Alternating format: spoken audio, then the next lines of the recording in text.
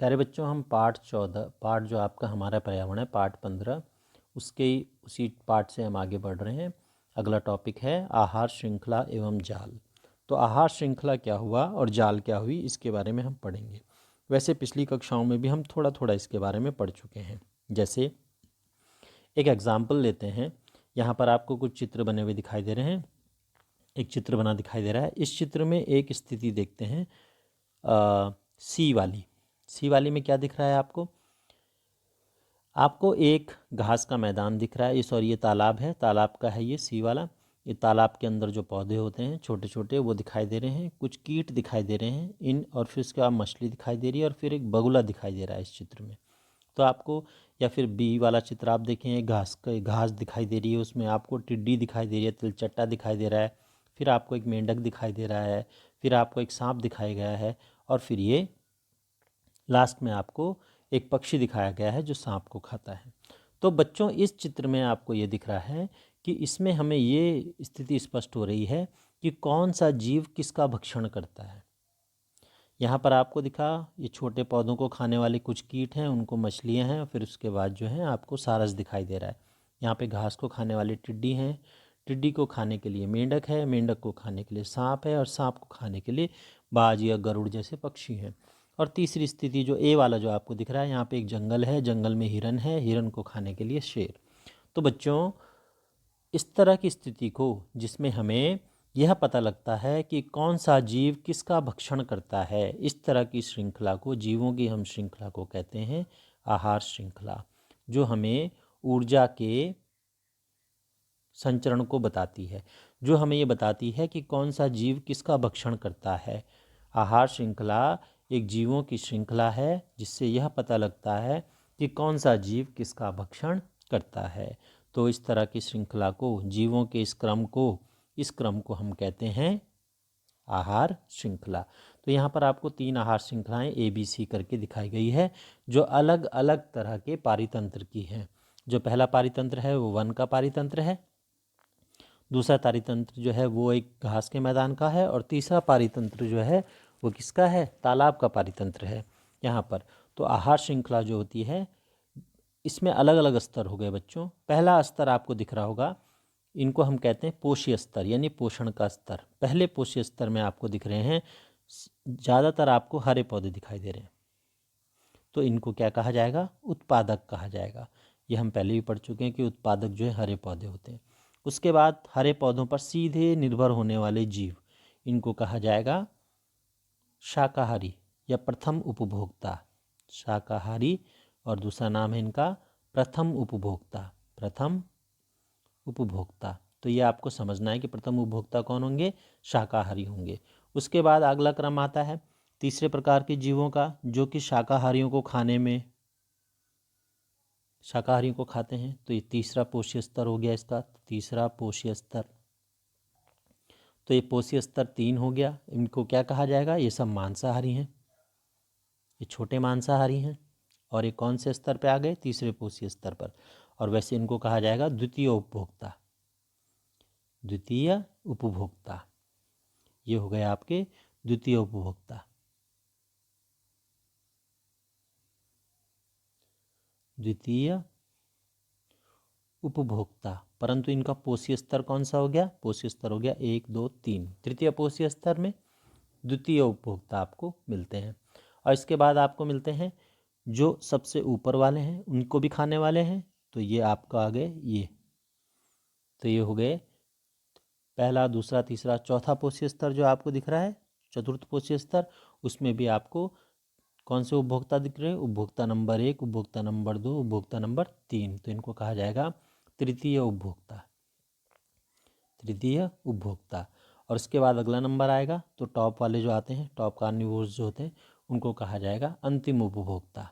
तो टॉप वालों को कहा जाएगा अंतिम उपभोक्ता। तो ये आपको समझना है कि किसी भी आहार श्रृंखला में क्या होते हैं, ये जीवों की एक श्रृंखला होती है जिसमें ऊर्जा का संचरण होता है और हमें ये पता लगता है कि कौन सा जीव किसका भोजन करता है।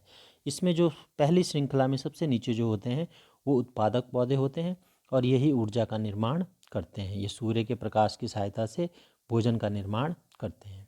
तो ये हम समझना है हमने कि आहार श्रृंखला क्या होती है। तो देखो यहाँ पर बच्चों, डेफिनेशन वाइज या पुस्तक में जो आपको दिया गया है उसके हिसाब से आप देखें कि विभिन्न, इसमें चित्र में हमने जीवों की एक श्रृंखला बनाई थी जो एक दूसरे का आहार करते हैं। विभिन्न जैविक स्तरों पर भाग लेने वाले जीवों की यह श्रृंखला आहार श्रृंखला का निर्माण करती है। आहार श्रृंखला का प्रत्येक चरण अथवा कड़ी एक पोषी स्तर बनाते हैं। स्वपोषी अथवा उत्पादक प्रथम पोषी स्तर पर होते हैं, जो सौर ऊर्जा का स्थिरीकरण करके विषम पोषियों या उपभोक्ताओं के लिए भोजन भोजन देते हैं। शाकाहारी तथा प्राथमिक उपभोक्ता द्वितीय पोषी स्तर पर होते हैं। छोटे मांसाहारी द्वितीय उपभोक्ता तीसरे पोषी स्तर पर, तथा बड़े मांसाहारी जो है वो तृतीय उपभोक्ता या चौथुर्थ पोषी स्तर का निर्माण करते हैं। तो ये पोषी स्तर जो है एक एक करके बढ़ता जाएगा, उस तरह उपभोक्ता का क्रम भी एक एक करके बढ़ता जाएगा। हम जानते हैं कि जो भोजन हम खाते हैं वह हमारे लिए ऊर्जा का स्रोत का कार्य करता है तथा विभिन्न कार्य के लिए ऊर्जा प्रदान करता है। अतः पर्यावरण के विभिन्न घटकों की परस्पर अन्योन्य क्रिया में निकाय के घटक से दूसरे में ऊर्जा का प्रवाह होता है। यानी जो आपके पास कोई भी खाद्य श्रृंखला होती है उसमें वास्तव में क्या होता है, ऊर्जा का संचरण हो रहा होता है। जो स्वपोषी होते हैं वो सूर्य की ऊर्जा को ग्रहण करके रासायनिक ऊर्जा बनाते हैं और यह ऊर्जा संसार के जैव समुदाय की ओर कार्य करने में मदद करती है। स्वपोषी से ऊर्जा विषमपोषी में जाती है। अब जब विषमपोषी मर गया, माना कोई विषमपोषी मर गया, माना एक शेर था उसकी मृत्यु हो गई, तो शेर अब मर गया तो अब क्या होगा बच्चों, उसका शरीर सड़ेगा।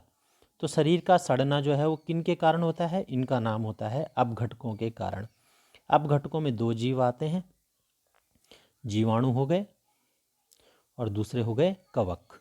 तो जीवाणु और कवक क्या करते हैं, जीवों को नष्ट करने का काम करते हैं, जीवों के बचे हुए अवशेषों को खत्म करने का, इसीलिए इनको अपघटक कहा जाता है।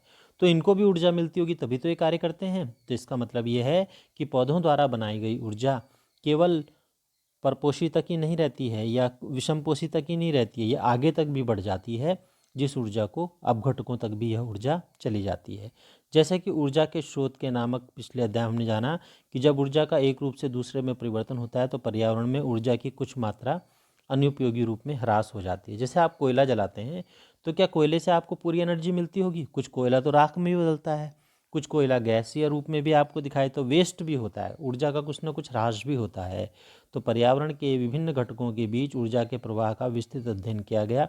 तो क्या पाया गया, नंबर 1 क्या पाया गया, यहाँ पर 3 बिंदु उन्हें जो है समझ में आए। एक, स्थलीय पारितंत्र में हरे पौधे की पत्तियों द्वारा प्राप्त होने वाली सौर ऊर्जा का लगभग 1% भाग खाद्य ऊर्जा में संचित होता है। तो इसका मतलब सूर्य से जितनी भी ऊर्जा निकलती है उसका केवल 1% प्रकाश ही पौधे अपना भोजन बनाने में उपयोग कर पाते हैं, बाकी प्रकाश क्या हो जाता है, वेस्ट हो जाता है।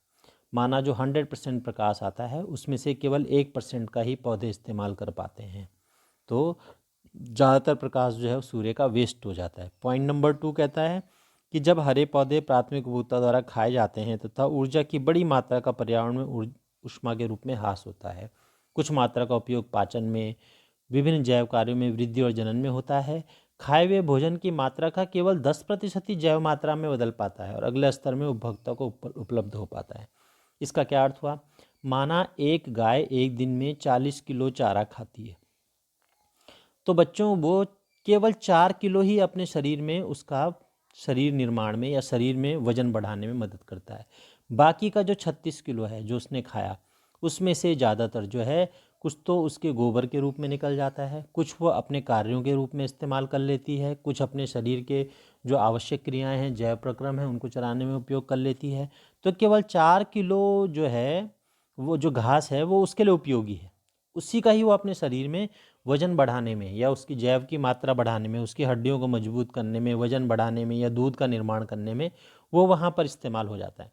बाकी चीज़ें जो है, बाकी भोजन जो होता है वो ज़्यादातर उसके एनर्जी, जितनी भी एनर्जी होती है वो एनर्जी वो पौधा यूज़ तो करता है, सॉरी वो गाय यूज़ तो करती है परंतु उसको वेस्ट भी कर देती है। तो केवल 4 किलो एनर्जी वो अपने अंदर सेव कर पाती है, 4 किलो की ही एनर्जी, भोजन की एनर्जी, 36 किलो की उसे वेस्ट करनी होती है। तो इसका मतलब ये हो गया कि केवल 10% ही मात्रा जो है वो अगले जीव में स्टोर रह पाती है, उपभोक्ता अगले वाले को केवल 10% ही मिल पाएगी। आगे है कि अतः हम कह सकते हैं कि प्रत्येक स्तर पर उपलब्ध कार्बनिक यौगिकों की मात्रा का 10% ही उपभोक्ता के अगले स्तर तक पहुंचता है। तो ये क्या समझो, इसका कुछ ऐसा समझ सकते हैं, माना 100 किलो घास थी, उसको टिड्डी खा गई, तो बच्चों टिड्डी अपना वजन 10 किलो ही बढ़ा सकती है। इन टिड्डियों को अगर मेंढक खा गए तो बच्चों उसका वजन केवल 1 किलो ही बढ़ेगा, मेंढक का वजन। फिर इन मेंढकों को अगर सांप खा गया तो बच्चों उसका वजन केवल 100 ग्राम ही बढ़ेगा, क्योंकि 1 किलो में कितने ग्राम होते हैं, 1000 ग्राम। तो एक एक जीरो हटता जाएगा हर बार। देखो एक जीरो हटा, 10 बचा, फिर एक जीरो बटा, 1 रहा, फिर यहाँ से भी जीरो रहे, 100 ग्राम। अब इस सांप को मोर खा गया तो उसका मोर का वजन केवल 10 ग्राम ही बढ़ेगा। तो इस तरह हर आने वाली पीढ़ी में जो अगला चरण आता है, पोषी स्तर आता है, उसमें केवल 10% ही ऊर्जा पहुंच पाती है, क्योंकि ऊष्मा उपभोक्ता के अगले स्तर के लिए ऊर्जा की बहुत कम मात्रा हो पाती है। इसलिए प्रत्येक आहार स्तर जो है वो 3 या 4 चरणों का बना होता है। प्रत्येक चरण में ऊर्जा का इतना ह्रास होता है कि चौथे पोषी स्तर के बाद ऊर्जा की मात्रा बहुत कम हो जाती है। इसीलिए जो कोई भी ऊर्जा स्तर होता है वो ज़्यादा ज़्यादा 4 चरणों तक या 5 चरणों तक हो सकता है। क्यों होगा, देखो 100 किलो घास थी, उसको टिड्डी ने खाया, किन टिड्डियों ने खाया, तो उनका 10 किलो, फिर अगले वाले ने खाया तो 1 किलो, फिर अगले वाले ने खाया तो 100 ग्राम, फिर अगले वाले ने खाया तो 10 ग्राम। तो बच्चों जो मोर खा रहा है, इसको अपने 10 ग्राम से तो काम चलेगा नहीं, इसको बहुत सारे सांप खाने पड़ेंगे। इस सांप का भी 100 ग्राम से काम तो चलेगा नहीं, इसको बहुत सारे मेंढक खाने पड़ेंगे। इस मेंढक को भी 1 किलो से काम चलेगा नहीं, एक मेंढक नहीं, बहुत सारे मेंढक हैं, तो इनको बहुत सारी टिड्डियाँ खानी पड़ेंगी, और टिड्डियों को बहुत सारी घास खानी पड़ेगी। अगर बहुत सारी घास खा गई तो हमारा तो पारितंत्र समाप्त हो जाएगा। तो इसका मतलब ये है कि जो अगले स्तर पर जो जीव होता है, जो उच्च कोटि का उपभोक्ता होता है, उसको अपने भोजन की मात्रा बढ़ानी पड़ती है। उसको इसीलिए शेर को ज़्यादा शिकार करना पड़ता है। ज़्यादा बड़ा जानवर मारेगा तो ही जाके उसके अंदर एनर्जी आ पाएगी। वो चूहे नहीं मारता है, शेर चूहे नहीं मारता है, शेर अपने से थोड़ा छोटे ही जानवरों का शिकार करता है। क्यों? क्योंकि उसको जैव मात्रा बढ़ाने के लिए, अपने शरीर में वेट बढ़ाने के लिए, वजन बढ़ाने के लिए ज़्यादा एनर्जी की ज़रूरत होती है। सामान्यतः निचले स्तर पर जीवों की संख्या अधिक होती है, अतः उत्पादक स्तर पर संख्या सर्वाधिक होती है। सबसे ज़्यादा अगर आप देखेंगे अपनी प्रकृति में, किसी मैदान में आप देखेंगे तो सबसे ज़्यादा आपको घास ही दिखाई देगी। तो नीचे वाले पौधे सबसे ज़्यादा होते हैं, संख्या में ज़्यादा होते हैं। उसके बाद ऊपर वाले दूसरे स्तर वाले थोड़ा कम होते हैं, उसके बाद तीसरे स्तर वाले और कम होते हैं, और चौथे कम होते हैं। जंगल में जो शेर होता है वो ज़्यादा नहीं होते, 1 या 2 ही होते हैं। अगर हज़ारों शेर हो गए तो कुछ भी नहीं बचेगा, क्योंकि उनको तो हज़ारों शेरों को तो बहुत सारे हिरन खाने पड़ेंगे, लाखों हिरन खाने पड़ेंगे, और लाखों हिरनों को हज़ारों अरबों पेड़ खाने पड़ेंगे। तो इस तरह तो श्रृंखला खत्म हो जाएगी, पर्यावरण खत्म हो जाएगा। तो ऐसा नहीं होता है। क्यों नहीं होता है? क्योंकि ऊपर जो है वो जो सर्वश्रेष्ठ जो आपका शाकाहारी या उपभोक्ता है, उसकी संख्या प्रकृति में कमी होती है। इस प्रकार हमारा पारितंत्र कार्य करता रहता है। तो ये हमें समझना है। अब बच्चों कभी कभी क्या होता है, किसी पारितंत्र में जीवों की उपलब्धता बहुत ज़्यादा होती है, तो विभिन्न आहार श्रृंखलाओं की लंबाई व जटिलता में काफ़ी अंतर होता है। आमतौर पर प्रत्येक जीव 2 या अधिक प्रकार के जीवों द्वारा खाया जाता है, जो स्वयं अनेक प्रकार के जीवों का आहार बनते हैं। अतः एक सीधी आहार श्रृंखला के बजाय जीवों के मध्य शाखान्वित आहार संबंध होते हैं, और शाखान्वित श्रृंखलाओं का एक जाल बनाते हैं, जिसे आहार जाल कहते हैं। तो इसका क्या मतलब हुआ? यहाँ पर एक आहार जाल का चित्र आपको दिया गया है। आहार जाल में क्या होता है, किसी भी पारितंत्र में, जैसे एक अलग अलग तरह का पारितंत्र आप ले लो, वहाँ पर पौधों को खाने वाले एक तरह के जीव नहीं होते, अलग अलग तरह के जीव होते हैं। जैसे कि आपको दिख रहे हैं यहाँ पर आपको दिख रहे हैं कि पौधों को खाने के लिए छोटे कीट भी हैं, ये जो है झिंगुर वगैरह या तिलचट्टे वगैरह भी हैं, चूहे भी होते हैं, खरगोश भी होते हैं, इस तरह बकरियां भी हैं या हिरन भी हैं। तो अलग अलग तरह के जीव आपको दिख रहे हैं खाने के लिए। यानी पौधों को खाने वाला केवल एक ही तरह का जीव नहीं है। अच्छा, और इन जीवों को खाने के लिए भी एक ही तरह के जीव नहीं है, कई तरह तरह के जीव हैं। उनका भक्षण करने के लिए वहाँ पे मछलियाँ भी हैं, मेंढक भी हैं, ये अलग अलग तरह के जीव आपको दिख रहे हैं।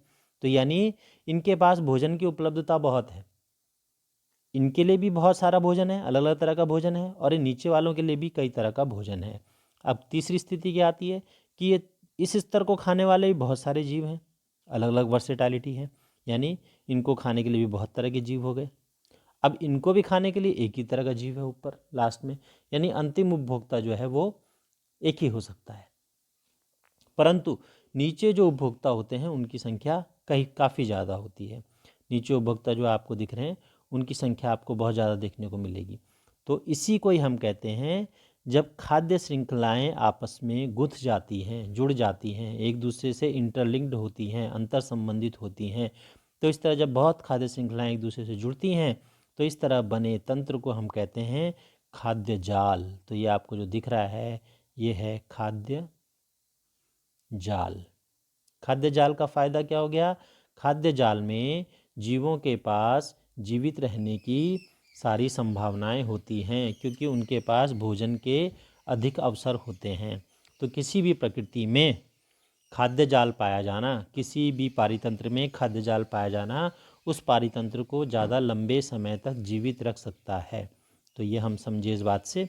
अब यहाँ पर आपको दिया गया है किसी पारितंत्र में ऊर्जा का प्रवाह कैसे होता है। तो बच्चों, सबसे पहले सूर्य से ऊर्जा मिलती है, उसको जो है रासायनिक ऊर्जा में उत्पादक यानी पौधे बदलते हैं। उसके बाद आता है शाकाहारी का नंबर, जो पौधों को खाते हैं। उसके बाद शाकाहारी का भक्षण करने वाले आएंगे। शाकाहारी का भक्षण करने कौन आएगा? शाकाहारी का भक्षण करने आएंगे मांसाहारी। प्रथम मांसाहारी, फिर शीर्ष मांसाहारी। इस प्रकार से हम देखते हैं कि ऊर्जा का प्रवाह एक स्तर से दूसरे स्तर तक होता रहता है।